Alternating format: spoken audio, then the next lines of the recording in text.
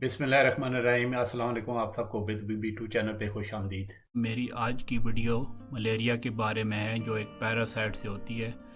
ये जो मलेरिया की बीमारी है, ये मच्छर के काटने से होती है, जिसके अंदर वो पैरासाइट चला जाता है। और जो मलेरिया के मरीज़ होते हैं, वो बहुत ज़्यादा सिक फील करते हैं। उनमें बहुत ज़्यादा हाई टेम्परेचर बुखार होता है और सर्दी काफ़ी लगती है। तकरीबन हर साल 210 मिलियन पीपल जो है ना, वो मलेरिया का शिकार होते हैं, जिनमें से 4,40,000 जो है लोग इस मलेरिया की वजह से वफ़ात पा जाते हैं। जो लोग इस मलेरिया की वजह से फौत हो जाते हैं, वो ज़्यादातर उनकी जो तादाद जो है वो अफ्रीका के कंट्री, ख़ास तौर पे वहाँ पे जो बच्चे हैं अफ्रीका में। लेकिन ये एशिया के मुल्कों में और भी काफ़ी मुल्कों में अभी तक ये जो बीमारी है मलेरिया की, ये बहुत ज़्यादा कॉमन है। इस बीमारी का अभी तक कोई वैक्सीन वो याद नहीं हुआ है, हालांकि बहुत साइंटिस्ट इसके बारे में कोशिश कर रहे थे। तो आमतौर पे जो है इसकी जो जब प्रिवेंशन के लिए एक तो ज़ाहिर है मॉस्किटो नेट्स और यानी मच्छरदानियाँ इस्तेमाल होती हैं, या फिर यह कि अगर एक बंदा ट्रैवल कर रहा है जहाँ पे जो वहाँ पे मतलब मलेरिया का इंसिडेंस ज़्यादा है, सपोज एक बंदा अमेरिका से, इंग्लैंड से गया है इंडिया, ठीक है, या अफ्रीका गया है यहाँ पे मलेरिया के केसेस बहुत ज़्यादा हैं, तो उसको यह है कि उसके विज़िट के दौरान और जाने से पहले उसको जो है ना प्रोफाइलैक्टिक ट्रीटमेंट लेनी पड़ेगी, ताकि वो मलेरिया से बच सके। प्रोफाइलैक्टिक का ये मतलब होता है कि आप जो है ना बीमारी के जो अगर आपको अंदेशा हो, तो वो आप पहले ही उसके लिए दवा खा लें, ताकि आप बीमारी से बच सकें। और अभी ये भी एक बात है कि इसमें जो मलेरिया के जो जरासीम है, जो पैरासाइट है, वो काफ़ी जो है ना काफ़ी मतलब ड्रग्स के ख़िलाफ़ रेजिस्टेंस शो कर रहे हैं। मतलब ज़ाहिर है वो अपनी एक स्ट्रेंथ बढ़ा रहे हैं, तो इस वजह से नई ड्रग्स इस्तेमाल करनी पड़ रही हैं। अब मैं इसकी कुछ अलामात आपको बता देता हूँ। इसमें एक तो ये कि बहुत ज़्यादा बुखार होता है, ठीक है, सर्दी लगती है, सर में दर्द हो सकता है, मतली और जो है उल्टी हो सकती है, और बॉडी में दर्द और जो है ना फटीक हो सकती है। फिर इसके अलावा जो है बहुत पसीने भी बहुत आते हैं, और छाती में और पेट में दर्द की शिकायत भी हो सकती है, और थोड़ी बहुत कफ भी हो सकती है, खांसी। आम तौर पे जब बुखार इस मलेरिया में बंदे को होता है तो बहुत शदीद होता है, हाई टेम्परेचर होता है, और इसमें एक तरह का साइकिल बन जाता है काफ़ी मरीज़ों में। पहले तो ये है कि आम तौर पे पेशेंट को ये महसूस होता है कि उसको बहुत सर्दी लग रही है, ठंड लग रही है। उसके बाद जब ठंड का जो स्पेल है वो थोड़ा गुजरता है, तो फिर बंदे को बहुत तेज़ बुखार हो जाता है, और तेज़ बुखार होने के कुछ देर बाद फिर जो है ना वो बंदे को बहुत ज़्यादा पसीना आ जाता है, तो उससे वो बुखार उतरता है। तो ये है कि फिर कभी ये भी होता है कि बीच में एक दिन जो है बंदा ठीक रहता है, और फिर अगले दिन यही जो है ना साइकिल रिपीट होता है, मतलब सर्दी लग के बुखार और फिर पसीने का जो आना। और मलेरिया की अलामात आम तौर पे चंद हफ्ते बाद ज़ाहिर होती हैं। फॉर एग्ज़ाम्पल एक बंदे को मच्छर ने काट लिया, जिस मच्छर के अंदर पैरासाइट मौजूद है, तो 2-4 हफ्ते के बाद जो है ना वो उस बंदे को मलेरिया हो सकता है।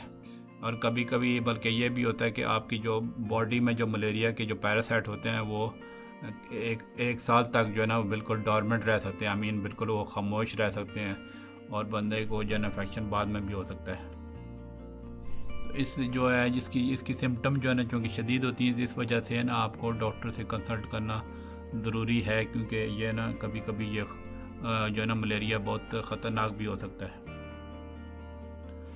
अब मलेरिया की कॉजेज़ किस वजह से होता है, ये थोड़ा डिस्कस कर लेते हैं। ये जो है मच्छर से फैलता है, लेकिन वो मच्छर बज़ाते ख़ुद वो बीमारी का तब बायस बनता है जब उसके अंदर मलेरिया का जो है ना पैरासाइट मौजूद होता है। तो इसका एक तरह का एक मलेरिया का एक साइकिल चलता है। मिसाल के तौर पे एक बंदे को है मलेरिया है, ठीक है, तो उसको जो है ना उसका जो है उसको मच्छर ने काटा है, ठीक है। तो मच्छर जब काटता है तो वो अगर दूसरे बंदे को बाइट करेगा, तो जो है ना उसके अंदर जो है ना वो मलेरिया जा सकता है। यानी एक बंदे को जो मलेरिया है उसको मच्छर ने उसका उसका एक तरह का खून चूसा और वही मच्छर जो है किसी सेहतमंद बंदे को काटा तो उससे जो है ना वो जो है मलेरिया उसको हो सकता है। तो आम तो अब होता कैसे है कि जब एक सेहतमंद बंदे को मच्छर काटता है तो जो है ना वो उसके जो पैरासाइट्स होते हैं वो बॉडी में चले जाते हैं, तो फिर वो जो है ना उसके पैरासाइट जो है ना वो बंदे के जिगर में एक तरह का बैठ जाते हैं, ठीक है। और कभी कभी ये जो पैरासाइट है बंदे के जिगर में 1 साल तक बिल्कुल खामोशी से बैठे रहते हैं। फिर जब वो पैरासाइट जो है ना बंदे के जिगर में एक तरह की वो उनकी अफजाइश होती है और वो जो है ना मैच्योर हो जाते हैं, तो वो फिर वहाँ से जिगर को छोड़ के ना खून में आ जाते हैं और खून में जो रेड ब्लड सेल्स हैं, ठीक है, उनको अटैक करते हैं। और जब रेड ब्लड सेल को वो पैरासाइट्स अटैक करते हैं उसी वक्त ये मलेरिया की सारी अलामात जो मैंने पहले बताई हैं जैसे बुखार, सर्दी और ये सारा उसी वक्त होती है। फिर जब वो पैरासाइट जो बंदे के रेड ब्लड सेल में होते हैं उस टाइम पे जो है ना कोई मच्छर आके इस बंदे को काटता है, ठीक है, जिसके अंदर रेड ब्लड सेल में पैरासाइट चले गए हैं, तो फिर वो जो है ना वो मच्छर के अंदर वो पैरासाइट चले जाते हैं और फिर वो जो है ना मच्छर जो है किसी नए बंदे को इन्फेक्ट कर सकता है। तो ये एक तरह का ये मलेरिया का पूरा एक साइकिल चलता है। मच्छर के काटने के अलावा और भी इसके जो है ना मलेरिया होने के ट्रांसमिशन मोड हैं, आई मीन और भी कुछ वजहों से मलेरिया हो सकता है। उनमें से एक तो ये है कि अगर माँ को हो और माँ प्रेग्नेंट है तो उनके जो अभी जो बच्चा पैदा नहीं हुआ उसको हो सकता है। और क्योंकि ये जो मलेरिया का जो जरासीम है वो रेड ब्लड सेल में होता है, ठीक है, तो वो इस वजह से अगर एक बंदे का मलेरिया लगा हुआ है और उसका जो ब्लड किसी और को ट्रांसफ्यूज़ कर दिया है, मतलब ब्लड डोनेशन के अंदर, तो वो जो है ना वो उस दूसरे बंदे को जो है वो मलेरिया जा सकता है। या फिर जो है ना कि अगर एक बंदा को ये ड्रग एडिक्ट्स होते हैं, एक दूसरे की नीडल शेयर करते हैं, तो वो जो है ना अगर एक बंदे को मलेरिया वाले की नीडल जो है ना उसने लगाई है और उसके बाद वही नीडल किसी सेहतमंद बंदे ने लगाई है, तो वो जो है ना मलेरिया ऐसे भी ट्रांसमिट हो सकता है। अब इसमें थोड़ा रिस्क फैक्टर मैं आपको बता देता हूँ। रिस्क फैक्टर यही है कि जब कोई बंदा जो है ना ऐसे एरियाज़ में ट्रैवल करे तो वो जो है जहाँ पे मलेरिया ज़्यादा हो तो उसको वो इन्फेक्शन लग सकता है मलेरिया का, ठीक है। और जो है आम तौर पे जैसे मैंने शुरू में बोला कि जो है ये अफ्रीकन कंट्री जो सहारा डेजर्ट हैं उनके जो है ना उधर बहुत ये होता है। फिर पूरे एशिया में भी ये काफ़ी है। न्यू गिनी जो है ना, डोमिनिक रिपब्लिक और हेटी में भी ये मलेरिया जो है ना ये अभी तक बहुत है। फिर इसमें ये भी बात काबिल ज़िक्र है कि इसमें जो छोटे बच्चे हैं और इन्फेंट्स जो है, मतलब एक छोटे बच्चे लट से 2-4 साल के जो बच्चे हैं या फिर इन्फेंट्स हैं जो 1 साल के उनकी 1 साल तक एज है, उनको जो है ना ये ज़्यादा जो है ना सीवियर हो सकता है। या फिर जो बुज़ुर्ग हैं, बूढ़े लोग हैं, उनको चूँकि उनका इम्यून सिस्टम जो है ना काफ़ी कमज़ोर होता है तो उनको ज़्यादा ये इससे तक जो है ना प्रॉब्लम हो सकती है। या फिर जो ट्रैवलर्स हैं, मतलब जैसे मैंने बोला कि ऐसे एरिया में आप चले जाएं जहाँ पे मलेरिया कम है तो उनको ज़्यादा रिस्क है। और फिर जो ख़वातीन हामला है और उनको उनके जो बच्चे अभी जो बच्चा पेट में है उसको भी ज़्यादा ये रिस्क है। अब इसकी मैं कुछ कॉम्प्लिकेशन बता देता हूँ। जैसा कि मैंने बोला कि अफ्रीका में ये बहुत ज़्यादा होता है, तो वहाँ पे ये जो है ना मलेरिया जो है ना बहुत डेंजरस है और वहाँ पे बहुत ज़्यादा डेथ्स होती हैं। ख़ास तौर पे बच्चे जो है 5 साल की कम उम्र के उनकी में ज़्यादा डेथ्स होती हैं, जो अफ्रीका की मैं बात कर रहा हूँ। और ज़ाहिर एशिया में भी है, तो उधर भी जो है ना बच्चों को केसेस जो है ना शदीद हो सकते हैं। और ये ख़तरनाक क्यों होता है उसकी मैं रीज़न बताता हूँ। एक तो ये कि सेरिब्रल मलेरिया हो सकता है, जिसमें यह है कि आपकी जो पैरासाइट है, जो उनके जो ब्लड सेल्स के अंदर पैरासाइट मौजूद है, वो जब ब्लड जो है ना वो ज़ाहिर ब्लड पूरी जो है ना बॉडी में गर्दिश करता है, तो वो क्या होता है कि जो दिमाग की जो है छोटी छोटी जो नालियाँ जो ब्लड सप्लाई करती हैं, तो उसमें जो पैरासाइट की वजह से जो ब्लड सेल्स होते हैं जो इन्फेक्टेड हैं वो वहाँ की नालियों को ब्लॉक कर देते हैं। तो वो जब सही तरह वो खून की वो जो है ना सही नहीं रवानगी होती, तो फिर जो है ना कि वो ब्रेन की जो है ना स्वेलिंग और ब्रेन डैमेज शुरू हो जाता है और उसकी वजह से जो है ना बंदे को जो है ना झटके लग सकते हैं और बंदा कोमा में जा सकता है। और सेरिब्रल मलेरिया एक काफ़ी ख़तरनाक है, जिससे जो है ना मरीज़ की डेथ भी हो सकती है। फिर और ख़तरनाक ये इस वजह से भी हो सकता है कि जो है फेफड़ों में जो है ना पानी जमा हो सकता है, ये जो है ना, और इंसान को सांस मुश्किल से आता है। फिर यह कि ये मलेरिया का जो है ना अटैक जो है ना किडनीज़ को या लिवर को जो है ना उससे फेल हो सकते हैं, और जो है ना आपकी जो तिल्ली स्प्लीन होती है, जिसको हम मेडिकल टर्मिनोलॉजी में हम स्प्लीन कहते हैं, हम जो तिल्ली उर्दू में जैसे कहते हैं, वो रप्चर हो सकती है। फिर यही है जो ना, अगर लट से आर्गन फेल हो जाए, किडनी या लिवर फेल हो जाए, स्प्लीन रप्चर हो जाए, तो ये बहुत शदीद लाइफ थ्रेटनिंग जो है ना ये प्रॉब्लम हो सकती है। फिर एक और ये प्रॉब्लम हो सकती है कि मलेरिया जो है ना चूँकि रेड ब्लड सेल को डैमेज करता है, तो उस वजह से अनीमिया, शदीद किस्म का अनीमिया भी हो सकता है। फिर बंदे का जो है ना जो है जो मरीज़ है मलेरिया का, उसको जो है ना शुगर लेवल उसका जो है ना बहुत डाउन हो सकता है। एक तो शुगर लेवल इसका मलेरिया की जरासीम की वजह से भी डाउन हो सकता है, और फिर कुछ जो दवाइयाँ हैं जो मलेरिया के लिए दी जाती है, जैसे क्विनीन है, उसकी भी एक कॉम्प्लिकेशन है जो है ना कि वो शुगर डाउन करती है। ठीक है, और ज़ाहिर अगर बहुत ज़्यादा शुगर डाउन हो जाए तो उससे इंसान को कोमा में हो सकता है और डेथ भी हो सकती है। फिर मलेरिया के जो है ना ये जो बीमारी ऐसी है कि उसमें कुछ जरासीम, कुछ उसके जो पैरासाइट्स हैं वो जो है ना अगर माइल्ड इन्फेक्शन किया, मतलब थोड़ा हल्की डिजीज़ आपको हुई है, तो वो जो है ना दोबारा भी हो सकती है प्रॉब्लम। अब मैं इसकी प्रिवेंटिव मेजर्स बता देता हूँ, मतलब कैसे अपने आप को मलेरिया से बचा सकते हैं। उसमें यह है कि एक तो ज़ाहिर है, जैसा कि आपको मैंने बताया कि मच्छर के काटने की वजह से होता है, जब मच्छर के अंदर वो पैरासाइट होता है मलेरिया का, तो इस वजह से अगर आप मच्छरों से जितने बचेंगे तो वो आपकी हिफाजत रहेगी। ठीक है, उसके लिए ये है कि आप जो है ना एक तो ये है कि आपने ख्याल रखना है कि जो मच्छर होते हैं ना वो शाम के टाइम से और सुबह होने तक ये बहुत ज़्यादा एक्टिव होते हैं, तो उस सूरत में आप जो है ना मच्छरों से बचाएं, और जो कपड़े आप पहनते हैं उसमें जो है ना ख़ास तौर पे लॉन्ग स्लीव शर्ट्स वगैरह पहने, ताकि ना आपके हाथों पे, मतलब आपके बाजुओं पे जो है ना वो मच्छर ना काट सके। फिर इसमें कुछ इंसेक्ट रिपेलेंट्स भी आते हैं जो आपके अपनी जल्द पे जो है ना और कपड़ों पे लगा सकते हैं, जिनमें डीट एक वो प्रोडक्ट होता है, या परमिथ्रन जो है ना वो एक चीज़ केमिकल होता है, जिससे जो है ना वो आपको जो है ना हिफाजत कर सकते हैं मच्छरों से। मतलब जो मुख्तलिफ़ किस्म के जो मेजर्स हैं जो है ना वो जो मलेरिया को जो है ना मच्छरों को आपको काटने से रोकते हैं, वो आप इस्तेमाल कर सकते हैं मलेरिया की हिफाजत के लिए।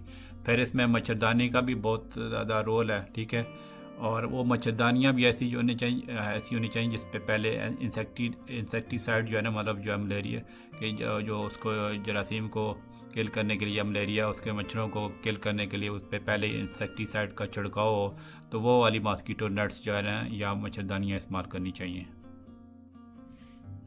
फिर इसमें यह भी ज़रूरी है कि लट से एक बंदा है जो किसी डेवलप कंट्री से जो है ना वो जाता है, डेवलपिंग कंट्री में जहाँ पे मलेरिया ज़्यादा, सपोज इंग्लैंड से वो अफ्रीका जाता है और या एशिया जाता है जहाँ पे मच्छर का वो ज़्यादा चांस है, तो उसको ये भी चाहिए कि जो ना डॉक्टर से रब्ता करे, ताकि वो उसको ख़ास तौर पे आप जो ना पहले ही ट्रैवल करने से पहले 3-4 महीने पहले आप रब्ता करें कि मैं हमारा इस एरिया में जा रहा हूँ, वहाँ पे मलेरिया का चांस है, तो वो आपको डॉक्टर दवाई प्रिस्क्राइब कर देगा। और आमतौर पे जो इसके प्रोफाइलैक्सिस के लिए दवाइयाँ यूज़ होती हैं, मतलब बचाव के लिए, वो वही दवाइयाँ जो मलेरिया की ट्रीटमेंट में यूज़ होती हैं। और जैसे कि मैंने बताया, इसका अभी तक कोई वैक्सीन नहीं आया। अब मैं आपको बताता हूँ कि जो मलेरिया का डायग्नोसिस क्या होता है, कैसे होता है। उसमें यह होता है कि ज़ाहिर है जब पेशेंट हमारे पास आता है तो हम इस पेशेंट की हिस्ट्री लेते हैं, पेशेंट को एग्जामिन करते हैं। ठीक है, फिर सस्पिशन होता है कि इस बंदे को मलेरिया है अलामतों की बुनियाद पे, तो फिर जो है ना उसका मलेरिया टेस्ट कराते हैं। तो जो ब्लड का टेस्ट होता है ना मलेरिया, उसमें जो मलेरिया के पैरासाइट्स हैं ना वो डिटेक्ट हो जाते हैं। ठीक है, फिर उसमें ये भी डिटेक्ट हो जाते हैं कि मलेरिया के जो पैरासाइट हैं वो कौन सी किस्म के हैं, क्योंकि ये मुख्तलिफ़ किस्म के पैरासाइट होते हैं। ठीक है, और फिर उसमें ये भी चेक कर लेते हैं हम कि जो ना मलेरिया का जो पैरासाइट है वो किस ड्रग से वो रेजिस्टेंट है। ठीक है, फिर ये भी है कि हम कुछ और ब्लड टेस्ट भी करवा लेते हैं कि ब्लड से अगर मरीज़ जो है ना वो बहुत उसकी जो है ना हालत बहुत ज़्यादा ख़राब हो गई है। जैसे मैंने बताया कि बंदे को अनीमिया की कॉम्प्लिकेशन हो सकती है, फिर और CBC ब्लड के और टेस्ट भी करवा सकते हैं बंदों को चेक करने के लिए, हालत देखने के लिए कि कितनी शदीद है मलेरिया उसमें। अब आ जाते हैं कि मलेरिया को हम ट्रीट कैसे करते हैं। तो उसमें यह है कि जब आपको हम प्रिस्क्रिप्शन ड्रग लिखते हैं तो उसमें हम ये देखते हैं कि जो ना कौन सी टाइप का जो मलेरिया पैरासाइट है, मतलब इसकी मुख्तलिफ़ किस्में होती हैं। फिर जो है इसके कि आपकी जो सिम्टम्स हैं वो कितनी शदीद हैं, फिर बंदे की एज क्या है, और जो है अगर कोई खातून है तो वो हामला तो नहीं है। फिर जब ये सारे फैक्टर हम ध्यान में रख लेते हैं तो उसके हिसाब से आगे बंदे की ट्रीटमेंट स्टार्ट करते हैं। अब इसकी जो कुछ दवाइयों के बारे में मैं आपको बता देता हूँ। ये जो है, चूँकि मैंने बताया कि अभी काफ़ी रेजिस्टेंस केसेस आ रहे हैं, मतलब एक क्लोरोक्विन काफ़ी कई सालों तक यूज़ होती रही है, लेकिन अभी चूँकि काफ़ी रेजिस्टेंस आ रही है क्लोरोक्विन के ख़िलाफ़, तो जो है ना बहुत सारी अभी डिफरेंट ड्रग नई ड्रग आ गई हैं जो मलेरिया को ट्रीट करने के लिए हम लोग सजेस्ट करते हैं। उसमें मतलब कम्बिनेशन थेरेपीज़ होती हैं, मतलब जो है ना एक जो गोली है उसमें मतलब 2-3 टाइप के कंपाउंड हो सकते हैं। तो उसमें यह है कि जो ना वो ड्रग्स का कम्बिनेशन आता है जिसको हम कहते हैं आर्टिमिसिनिन बेस्ड कम्बिनेशन थेरेपी, जिनको मुख्तसरन हम ACT भी कहते हैं। आमतौर पे ये फर्स्ट लाइन ट्रीटमेंट है मलेरिया के। उनमें कई टाइप्स हैं। उसमें जो है ना एक एग्जांपल मैं आपको दे रहा हूँ, क्वार्टेम के नाम से ड्रग आती है, या फिर एक आर्टिसुनेट और एमोडिया क्वीन का कम्बिनेशन आती है। मतलब मेरा ये कहना है कि जो ये ACT बेस्ड ट्रीटमेंट होती हैं, ये एक तरह की कम्बिनेशन ड्रग होती हैं, 2 या उससे ज़्यादा की, जो मलेरिया के ख़िलाफ़ इफ़ेक्टिव है। दूसरे नंबर पे ये कि क्लोरोक्विन अभी भी खैर काफ़ी जगहों पे यूज़ होती है, जो हमें स्पेशली वो चेक, अगर ड्रग की सेंसिटिविटी चेक कर लिया जाए, मतलब उसमें टेस्ट में पता चल जाए कि क्लोरोक्विन जो मलेरियल पैरासाइट है वो सेंसिटिव है क्लोरोक्विन से, तो फिर क्लोरोक्विन से भी बंदा जो है ना वो ठीक हो सकता है। ठीक है, लेकिन जैसे मैंने बोला है कि इस काफ़ी जो है ना वर्ल्ड कई मुल्कों में इसके ख़िलाफ़ रेजिस्टेंस आ गई है, तो उस तरह जो ACT बेस्ड ड्रग्स हैं जो मैंने शुरू में बताई हैं वही आमतौर पे यूज़ होती हैं। फिर यह कुछ और कम्बिनेशन आई हैं, जैसे एटोवाखोन और प्रोगोनल का कम्बिनेशन है, मेलारोन के नाम से आता है। फिर क्विनीन सल्फेट जो है ना और डॉक्सीसाइक्लिन का वो कम्बिनेशन है, जिसमें वेब्रामाइसिन और मोनोडॉक्स शामिल हैं। मैफ्लोक्विन है, प्राइमाक्विन वगैरह वो ड्रग्स आती हैं।